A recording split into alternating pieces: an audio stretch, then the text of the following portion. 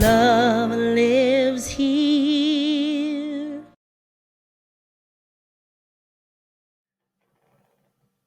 So here at Centers for Spiritual Living Worldwide, we've been working with a theme this year of living everyday wonder. And this month we are focusing on the living everyday wonder through our relationships.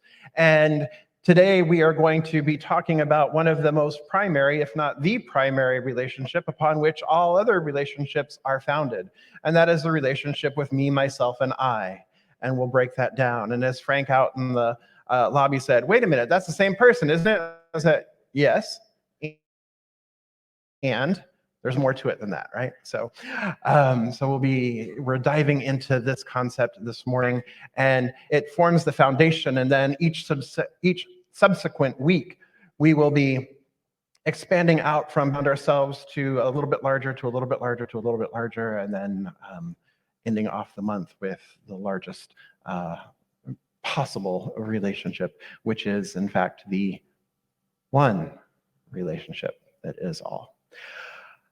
So before we do that, let's center in, shall we? Let's focus in. Let's do our focus statement together. And so it's relationships. So let's do it with all the R's this morning. So what are some of the R's? Respect, real, rich, rejoice, radiant, responsible. Ooh, that one rather rippled. Revelatory. Yeah, tomorrow's like, never mind. Okay, we're good. Once we hit responsible, it's like, whoa, okay. Right on, Cindy. All right, here we go. We embolden people to live their highest potential through the transformative power of love. Yes, we do. So I just want to check in here. I see Michelle has joined us. Good morning, Michelle O'Brien. Great to have you and Joey with us online as well. And yes, absolutely knowing your wholeness and your perfection, understanding too that we share with you, Michelle, and we understand the place that you're at in this day, as it is for many of our veterans this day, this weekend, that PTSD is very present today, especially with all of the fireworks or unnecessary noise, and our dogs certainly let us know that last night as well. Michelle, we are lifting you in love and knowing your wholeness and your perfection and knowing peace right where you are this day. So all of us here in the sanctuary join in that, and we know that everyone there watching online does as well, that we share in that with you. All right. So, beloveds, me, myself, and I. Who else is there? Right? Is there anybody else other than me, myself, and I? Well, it depends on how you look at it, right? So when I was looking at the me, myself, and I, and that this is the one relationship that our relationships are built upon, we can look at me, myself, and I not only as just this one person, but there's different aspects of this one person, if you will, and that's me, myself, and I. So if we look at the me, the way I looked at the me when I was sitting in contemplation with this and allowing this to work me, the me, for me, it's going to get that way today, okay? So the me is that part of me, that aspect of me that is in the world, that is interacting in the world. It is that part of me that is having the experience in the world. It's that part of me that is interacting with others. It's that part of me that gets excited. It's that part of me that gets angry. It's that part of me that experiences the full range of emotions that I may experience. It's that individualized part of me that shows up in this experience. So it's the most human me. It is the most objective me, if you will, in terms of being present in this form. It is if you look at the teaching symbol, it's the very tip, the bottom tip there. It's that part of me that is taken form. It's that part of me that has this experience on July 3rd, 2022, right? And so this part of me can at times feel, and often does feel, separate. Would you say that this part of me, which is part of you, but this me has a tendency to see ourselves as individuals, has a tendency to look at independence, has a tendency to look at, yes, I'm independent, it's a free country, I can do whatever I want. That type of a me that is present, that is, and perhaps that's a little bit more of the toxic independence. Because we recognize that independence in and of itself is a good thing. Independence is self-reliance, independence is self-sufficiency, independence is self-agency, independence is self-autonomy. So that kind of independence is really, really good, right? When we're looking at it from that perspective, those are positive. We assign positive attributes of that. But when we get to the point where independence, or that sense of me, is actually in full-blown separation, then what happens with that is I am living in or residing in stage 1 or stage 2 spiritual consciousness, or kingdom 1 consciousness, which is everything is happening to me. Right? And because everything is happening to me, then I have to respond, and I have to try and control a situation, or I have to try and make something different. I have to have it be a different way, or I have to convince you to stop doing that to me, or I need to control you so that it's no longer happening, or I need to control the situation, right? Because this is the me, right?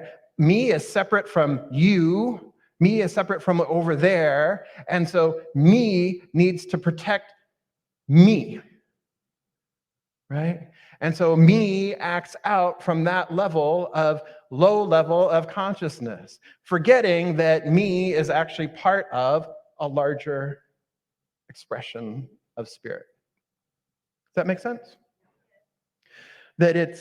So when we see these things happening in the world right now, we see a lot of people coming at it from me, my rights. It's my right.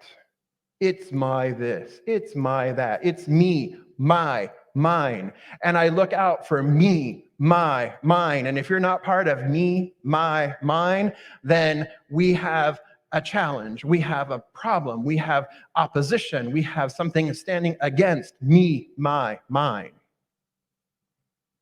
And we have a tendency to want to protect me, my, mine. And then we have a tendency to want to force our me, my, mine, my will on others. And we do so in a variety of ways. One way is legislation, one way is court decisions. That there is a group or a insularness to the me, to the my, to the mine that we want to protect, that we are living. And so this me is actually coming from a place of fear. And what do we know? That fear is trying to teach us that there is something here that needs to be released, something that needs to be let go of. That fear that we have the opportunity to expand and to step into a faith, step into a greater idea of life itself. So me, while good, me, while part of the whole, me is at the very edge or the very tip or the very fringe, the very edge of everything. And so me is subject to the whims and the challenges and the feelings of separation. Me is subject to all of that. Me has good days, me has bad days. Right? So that's me. But then when I think about myself, the way I was sitting with this, and as it was like coming through and it was like expressing itself, me as myself is my, and then itself, and itself with a capital S. So the myself is that part of me that is, or that part of the whole, that is the individualized consciousness that I am now awake, I'm now aware of. It is my consciousness. It is this consciousness that is expressing itself, granted that it's part of the whole, but it is individualized consciousness expressing is in this form, expressing in this way, expressing in this manner. This myself is my true self, my highest self, that part of spirit that is saying yes to life, that part of spirit that is showing up in this body, that part of spirit that is awake and aware, that consciousness within this form, within this being that I decide to call Jeffrey in this moment, that consciousness, that myself, is that which awakens me, is that which calls me and recognizes that, oh, this self is individualized, but it's not separate from. It is individualized, and yet it is part of the whole. It's part of the unity. It's part of the one. And this self is in harmony and in alignment with and in expression with all this other beauty that I'm experiencing, all this other unity, all this other diversity that I'm experiencing. This is the God in me recognizes and honors the God in you. The Spirit in me recognizes and honors the Spirit in you. Recognizing that this self is part of a larger self, that this self is actually interdependent with other selves, and these selves are not somehow separate. We're all connected. We're just individualized expressions of love. We are individualized expressions of life. And so then rather than seeking independence of like, it's like, there's a softness to it, that there's like there's an interdependence here. And so what I recognize from this place of selfhood, of myself with a capital S, is that whatever I do, whatever action I take, whatever I say, whatever I think, how I show up in the world has impact, has connection, that we are interrelated, that we are interconnected. And so once I have that realization, once myself expresses that, once myself makes me aware of that, then myself calls me to a higher consciousness. Myself calls me, that individual separate self that I feel is separate, that's not, myself calls me higher. Myself calls me into a relationship with all of life, with all of creation. So we got myself. We understand where self is? Self is that individualized expression of life, individualized expression of love that recognizes that it is interdependent, interconnected, and interrelated with all of life, because it is just an expression of the one life. Excuse me. And then there's the I. The I, not the I, but the I. Me, myself, and I. And the I, my beloveds, is unity. The I, my beloveds, is love. The I is that unitive consciousness. The I is the I am. The I is I. The I is. That is the I. I am that I am. that me, myself, I is unity. I is wholeness. I is perfection. I is love. I is harmony. I is freedom. I is joy, bliss. I is abundance. I is the be all, end all, the totality, the Alpha and the Omega. I. And I am that. As Ernest Holmes says, there's only one life. That life is God's life. That life is perfect. That life is my life now. Mine.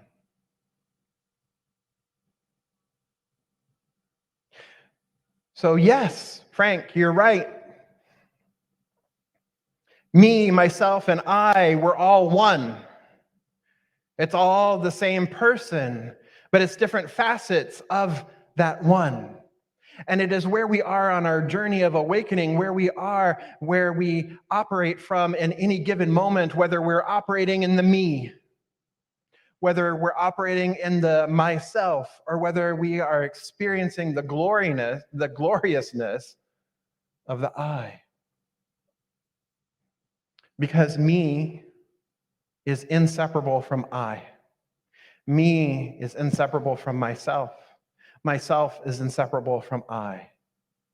It is all one evolution. It is all one evolving being in full glorious expression. So if you look at it from the stages of consciousness, excuse me, it's a little tickle and the water's not helping. Me has a tendency to live in that kingdom 1, kingdom 2 consciousness. Me has a tendency to live as things are happening to me, and then when I realize that I don't like that things are happening to me and I want to change that, then I use my mental capacity, I use my mental facilities, I use the mental tool, I use spiritual mind treatment, I use affirmations, I use the mental to change my thinking, to change my life. I use the mental to also shift, so I'm still in that me. Because remember, in the second stage of consciousness is the by me, that my life is happening by me. And that is a really powerful place, a really empowered place to live from. That I am no longer at the effect of, the whim of everything else, that I have agency, that I do have agency, I do have control, I do have responsibility, and I can then effect change by the way I change my thinking, by the way I show up, by the way I change my beliefs. That I can change my conditions, and we teach this, that we can change the conditions of our lives through the power of this one mind. And then myself, the self, is more of a kingdom 3 consciousness. It's more of a stage 3 state of consciousness, where that myself is realizing that there is more than just me. There's more happening here than just me. There is that self, there is that God consciousness, there is that spirit consciousness that I co-create with,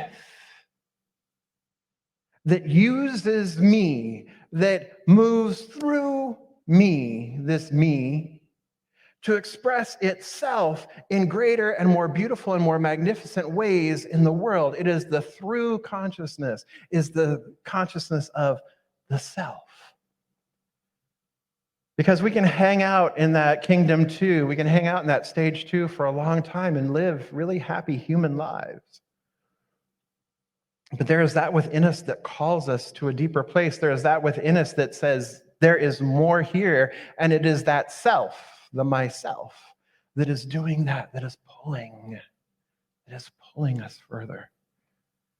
And then the I, oh, beloveds, the I, when we experience it, that's stage 4. That is kingdom 4, state 4 of consciousness, the as me consciousness. This is also known as a numinous experience.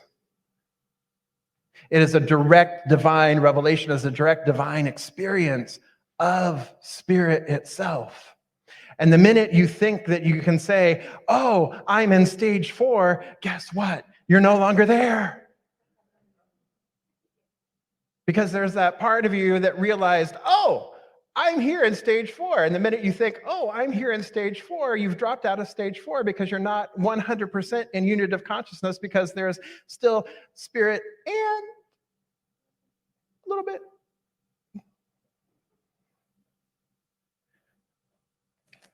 So we move through these stages of consciousness on a regular basis, sometimes on a daily basis, sometimes on a minute-by-minute basis, right? Costco parking lot, right?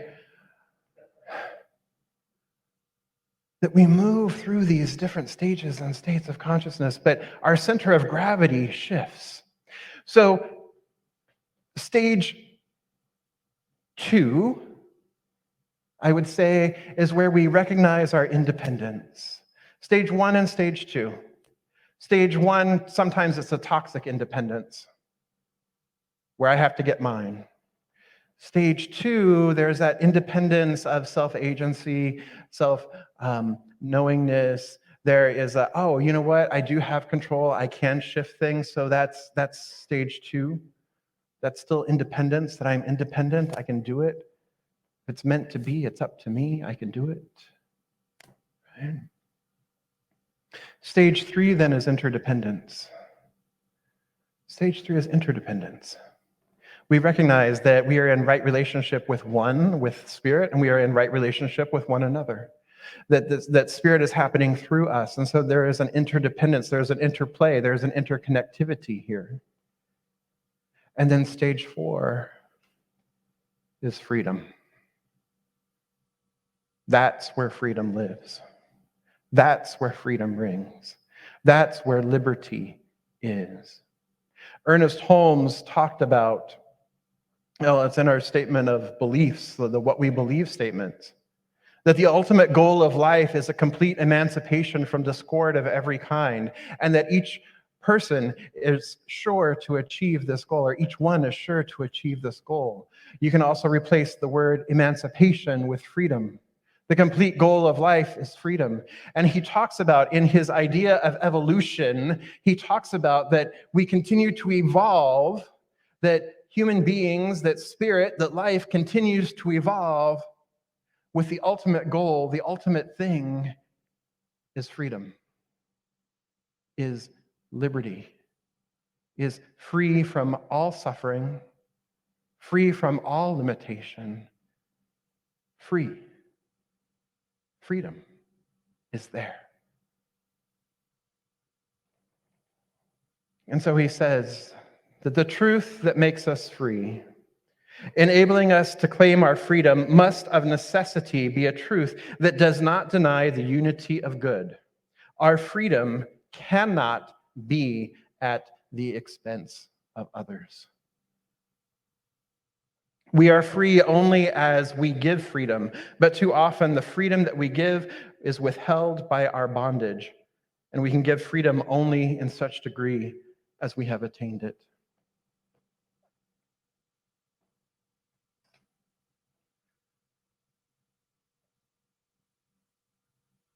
He says that freedom or liberty, that the human mind grapples with this because the human mind struggles with the idea of liberty and license. Because liberty is not license. Liberty is only freedom if we recognize that it is liberty without license. Meaning that the truth that sets us free is one of unity, is one of wholeness. It's not one of separation.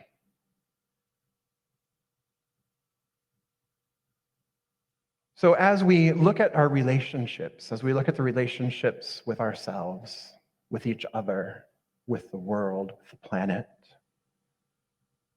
it's rooted right here. What kind of relationship do we have here? What kind of relationship do you have with you, yourself, and I. With me, myself, and I. That is where we have the opportunity to turn within and do our own individual work, where you have the opportunity to turn within and do your individual work. It's right there. Me, myself, and I. Myself. Myself is the bridge. Myself is the relationship between I and me. Myself. Your conscious awareness. Your willingness. Your experience of the whole. So Alice Walker says here in the color purple, I shared this quote with you and then another one before I close. Alice Walker says, I am an expression of the divine, just like a peach is, just like a fish is. I have a right to be this way. I can't apologize for that, nor can I change it, nor do I want to. We will never have to be other than who we are in order to be successful. We realize that we are, as ourselves, unlimited, and our experiences are valid. It is for the rest of the world to recognize this, if they choose. And Ernest Holmes. The evolution of freedom in the human mind is a slow process. Many movements in the world can claim to be seeking liberty only to produce new kinds of bondage. We should be aware of them. They are born out of the idea of depression. They are born out of the idea of the spirit of bondage, of separation. If we want freedom, we must understand that freedom can never come by the imposition of a will of the minority over the majority. It is born finally and only in such degree as some system is devised whereby individuals are allowed to complete freedom, are allowed complete freedom, so long as they do not, in their freedom, impose bondage on someone else.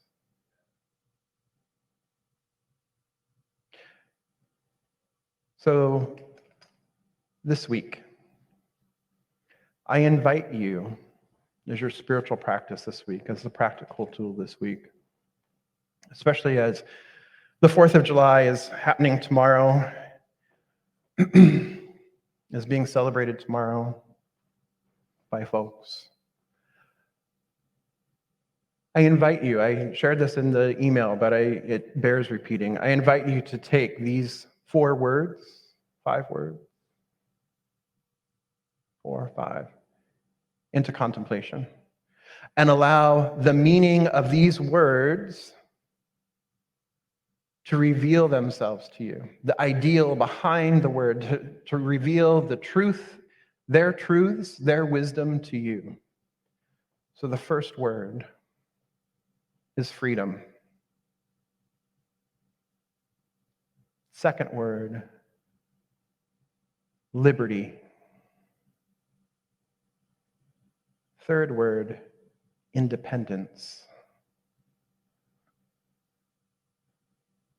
Fourth word, interdependence.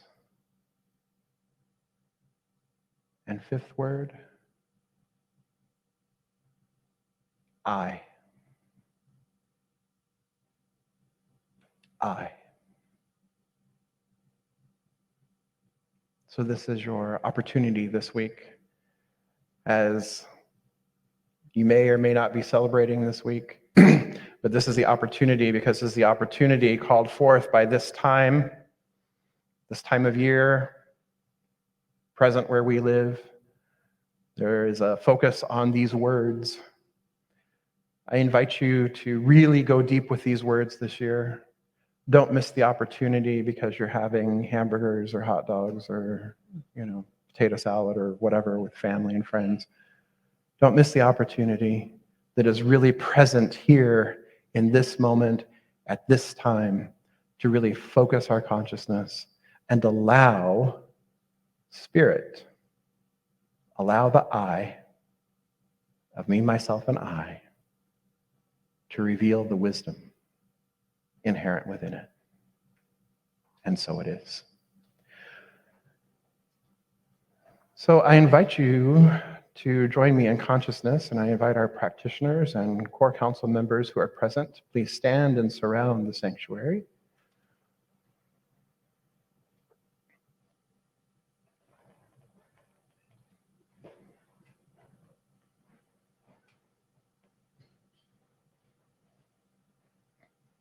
They're sorting it out. There we go. So let's just come together in consciousness, recognizing here and now that there just simply is the one life, the one power, the one presence, the one infinite eternal, the I that is the I am. And it brought forth through itself, of itself, as itself, all of life and all of creation. So I know that each living being, each living creature, whether sentient, not sentient, however we want to define it, that everything itself, all of it, all of creation, is the divine emanation and impartation of this one life. There is only one substance, one source, one supply, and that is spirit. So recognizing that spirit is all that there is, I recognize that this one life, this one, is the I that is. It is consciousness, and consciousness is the ground of all being. It is the foundation of all being, and it brings forth through itself individualized consciousness, individualized expressions of itself into form, so that it may know itself as form, so that it may be conscious of itself, so that it may experience itself. And so I know that me, myself, and I are one. We are one with the one.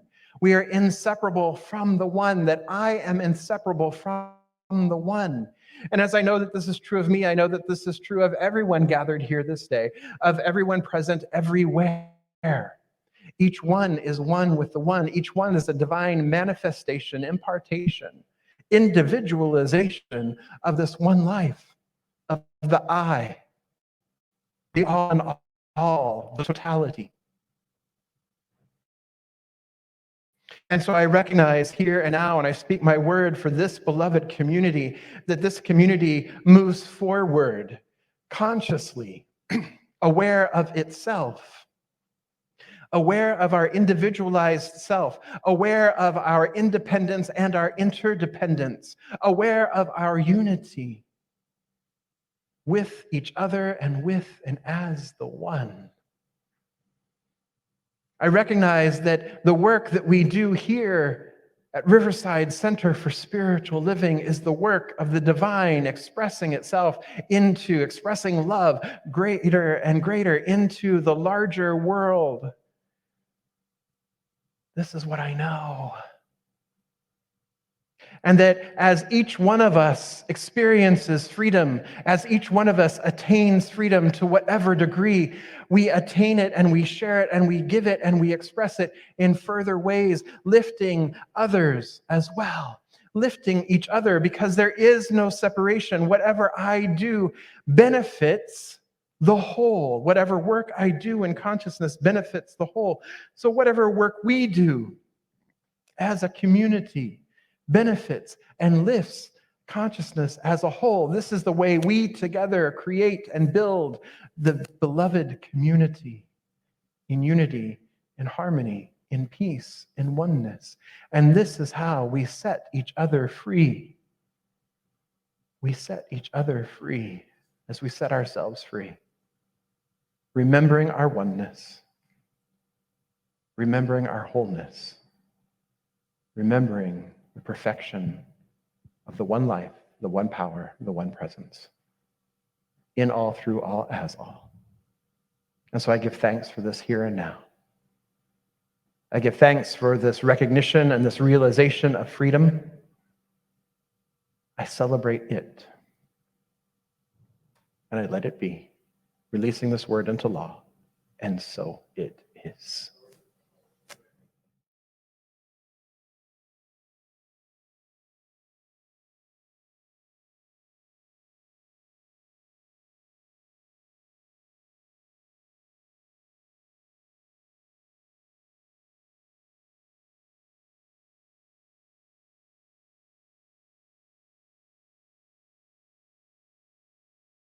love lives here.